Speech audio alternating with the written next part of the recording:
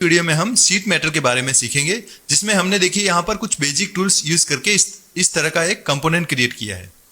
तो आप वीडियो पर एंड तक बने रहिए और हमारे पेज पर नए हैं तो पेज को फॉलो कर दीजिए। तो चलिए इस वीडियो को स्टार्ट करते हैं। तो यहाँ पर सबसे पहले हम टॉप प्लेन सिलेक्ट करेंगे। टॉप प्लेन सिलेक्ट करने के बाद हम यहाँ पर एक सेंटर रेक्टेंगल ड्रॉ करेंगे।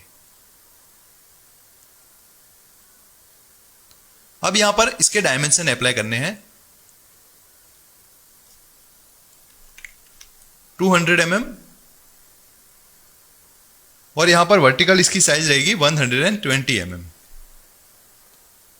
अब सिंपली आपको शीट मेटल टैब में जाना है। अगर आपको यहां पर शीट मेटल टैब नहीं दिख रहा है तो आप राइट क्लिक करेंगे और यहां पर टैब में जाके यहां पर शीट मेटल आपको दिख जाएगा, इसे टिक कर देना है तो ये यहां पर आपको शो होने लगेगा। अब सिंपली यहां पर इस टैब को सिलेक्ट करना है। फिर यहां पर एक टूल है बेस फ्लैंज, इसे एक्टिवेट करना है। जैसे ही आप इसे एक्टिवेट करेंगे देखिए इसका पोजीशन चेंज हो जाएगी, यानी कि आइसोमेट्रिक में आपको इस तरह से दिखेगा और यहां पर आपको इसकी साइज अप्लाई करनी है, शीट पैरामीटर। तो हम यहां पर ऑलरेडी यहां पर 1 mm शो हो रहा है तो यहां पर हम इसकी थिकनेस 1 mm अप्लाई करेंगे। बट देखिए ये बॉटम साइड में एक्सट्रूड हो रहा है तो हम यहां पर रिवर्स कर देंगे, रिवर्स डायरेक्शन में इसे अप्लाई करेंगे। अब इसे ओके कर देंगे। अब दूसरा टूल है आपके पास एज फ्लैंज। इस एज फ्लैंज को एक्टिवेट करेंगे और यहां पर इस एज को सिलेक्ट करना है और यहां से इस तरह से ड्रैग करेंगे तो देखिए अप साइड में ये एक्सट्रूड होने लगेगा। फिर आपको यहां पर क्या करना है, इसकी साइज यानी कि इसकी हाइट कितनी रखनी है। तो हम यहां पर इसकी हाइट रखेंगे 60 mm। यहां पर आप इसका एंगल भी अप्लाई कर सकते हैं। अब हम यहां पर इसकी रेडियस अप्लाई करेंगे, यानी कि हमको यहां पर इसकी रेडियस अप्लाई करनी है। यहां पर बाय डिफॉल्ट 1 mm शो हो रही है तो आप क्या करेंगे, यहां पर देखिए यूज डिफॉल्ट रेडियस, यहां पर इसे अनटिक करना है और यहां पर आप अपनी रेडियस फिल कर सकते हैं। तो मैं यहां पर 5 mm रेडियस इसकी फिल करूंगा तो देखिए इसकी रेडियस बढ़ जाएगी। और दूसरी एक चीज यहां पर क्या है, देखिए यहां पर इसकी सारी पोजीशन दी गई है, फ्लैंज पोजीशन। ये देखिए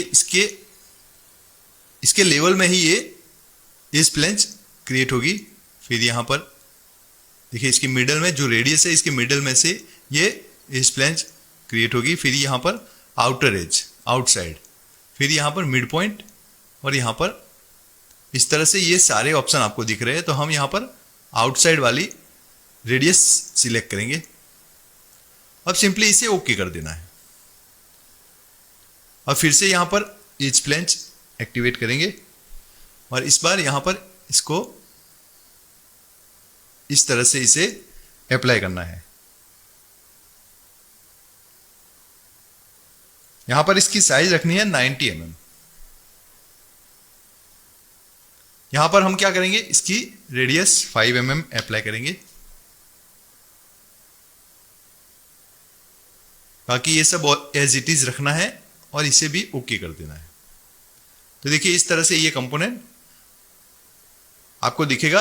अब हम क्या करेंगे, यहां पर एक और टूल है, उस टूल को यूज करेंगे हेम टूल। हेम टूल यहां पर एक्टिवेट करेंगे। से एक्टिवेट करने के बाद आपको क्या करना है, इस एज को सिलेक्ट करना है। देखिए अप साइड में आपको दिख रहा है तो इसे रिवर्स कर देना है। रिवर्स करने के बाद यहां पर देखिए दो चीजें आपको दिख रही है। यहां पर देखिए मटेरियल इनसाइड और ये आउटसाइड। तो हम यहां पर बैंड आउटसाइड सिलेक्ट करेंगे। फिर यहां पर देखिए इसकी पोजीशन सारी दी गई है तो हम यहां पर देखिए इस तरह से इसे सिलेक्ट करेंगे तो ये आपको इस तरह से दिखेगा। बट हम यहां पर इसे अप्लाई करेंगे।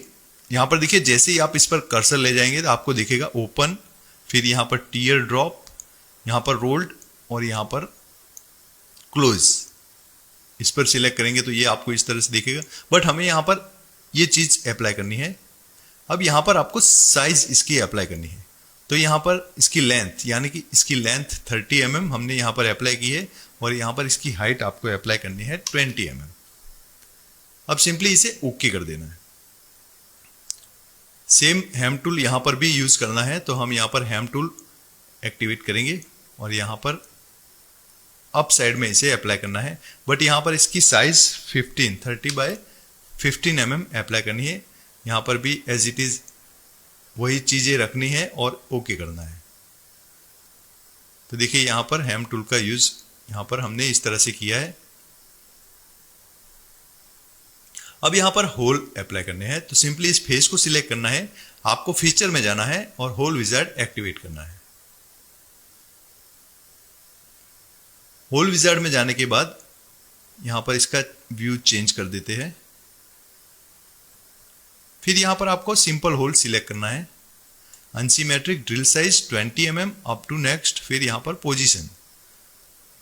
पोजीशन में देखिए हम यहाँ पर इस तरह से 2 होल अप्लाई कर देते हैं। साइज इसकी अप्लाई करेंगे, देखिए यहाँ पर इस लाइन से इसका डिस्टेंस रहेगा 30 mm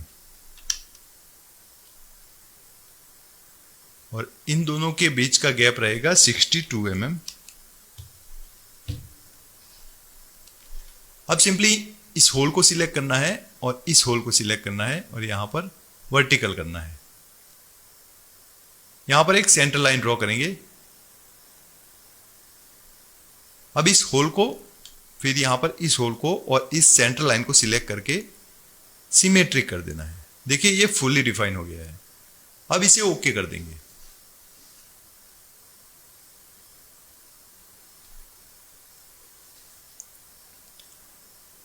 इसका कलर हम चेंज कर देते हैं, यहां पर कलर अप्लाई कर देते हैं।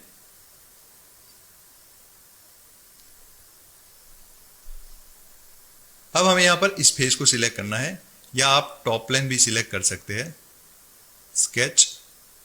अब यहां पर एक रेक्टेंगल ड्रॉ करना है, तो हम यहां पर कॉर्नर रेक्टेंगल एक्टिवेट करेंगे और इस तरह से एक कॉर्नर रेक्टेंगल ड्रॉ करना है। यहां पर इसकी साइज अप्लाई करनी है 40 mm। यहां पर इसकी लेंथ रहेगी 110 mm और यहां पर इस ओरिजिन पॉइंट से इसका डिस्टेंस रहेगा 10 mm।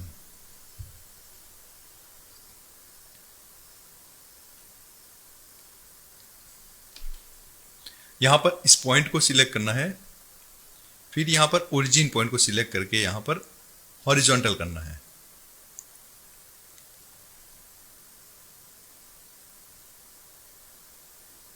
यहां पर हम शीट मेटल में जाएंगे, एक्सट्रूड कट अप्लाई करना है, यहां पर थ्रू ऑल कर देना है।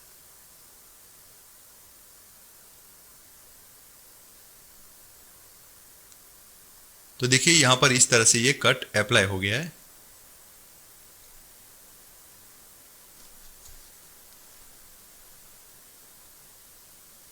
अब हमें क्या करना है, यहां पर इस फेस को सिलेक्ट करना है और यहां पर अनफोल्ड करना है। देखिए यहां पर इस फेस को सिलेक्ट कर दिया है, फिक्स फेस ये वाली है। यहां पर बैंड टू अनफोल्ड, तो यहां पर क्या लिखा है, कलेक्ट ऑल बैंड्स, यहां पर क्लिक करना है, तो ये जितने भी बैंड है यहां पर सिलेक्ट हो जाएंगे। अब इसे ओके कर देंगे। देखिए ये अनफोल्ड हो गया है। यहां पर अनफोल्ड होने के बाद इस फेस को सिलेक्ट करना है और यहां पर स्केच ड्रॉ करना है। तो हम यहां पर कॉर्नर रेक्टेंगल ड्रॉ करेंगे, फर्स्ट, सेकंड और third.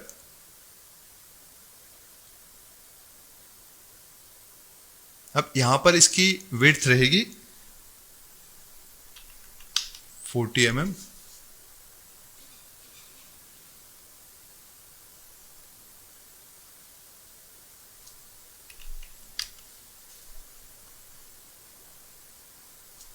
Length 40 mm and width 25 mm।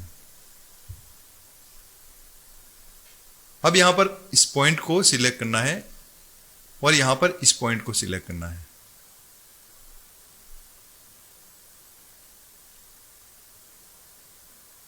देखिए इस तरह से इस पॉइंट को, फिर यहां पर इस पॉइंट को सिलेक्ट करके यहां पर वर्टिकल करना है। सेम प्रोसेस यहां पर ओरिजिन पॉइंट को सिलेक्ट करेंगे और यहां पर इस पॉइंट को सिलेक्ट करके हॉरिजॉन्टल कर देना है।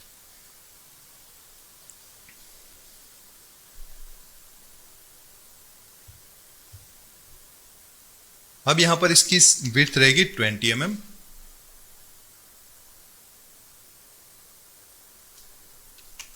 20 mm और यहाँ पर इन दोनों के बीच का गैप रहेगा 70 mm।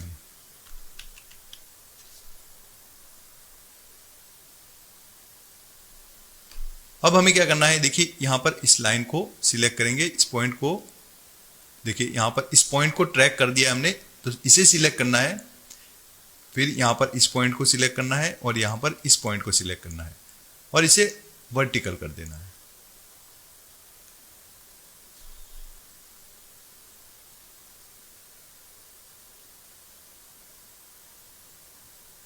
यहाँ पर एक सेंटर लाइन ड्रॉ करेंगे।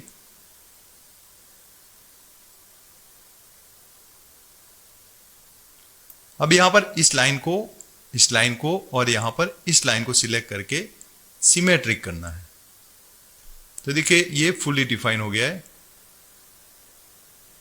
अब सिंपली आपको यहाँ पर शीट मेटल टैब में जाना है और यहाँ पर एक्सट्रूड कट अप्लाई करना है।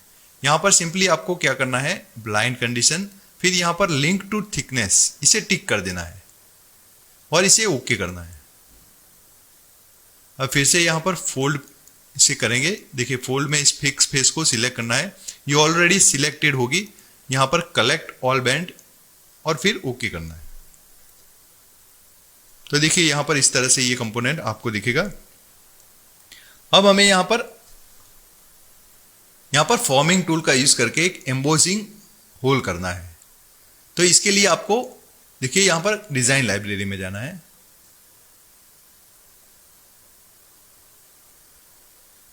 देखिए यहाँ पर डिजाइन लाइब्रेरी आपको दिखेगी। डिजाइन लाइब्रेरी को ओपन करेंगे तो यहाँ पर आपको सारे फोल्डर दिखेंगे। तो हम यहाँ पर फॉर्मिंग टूल में जाएंगे। फॉर्मिंग टूल को ओपन करने के बाद एम्बोज फोल्डर को ओपन करेंगे तो यहाँ पर देखिए ये सारे आपको जो फॉर्मिंग टूल है वो आपको दिखेंगे।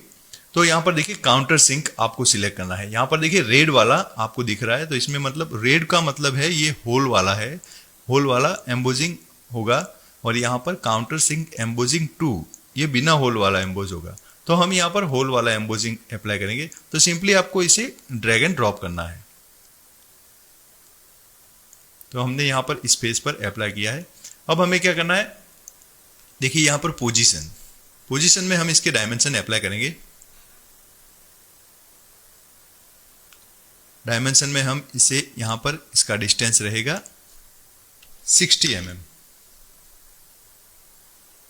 फिर यहाँ पर इस लाइन से इसका डिस्टेंस रहेगा 55। अभी यहाँ पर ये फुल्ली डिफाइन नहीं है, तो यहाँ पर देखिए ये लाइन है, इसको यहाँ पर सेट कर देना है, तो ये फुल्ली डिफाइन हो जाएगा।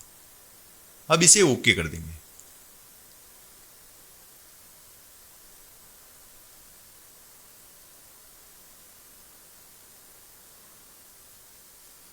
तो देखिए इस तरह से यहाँ पर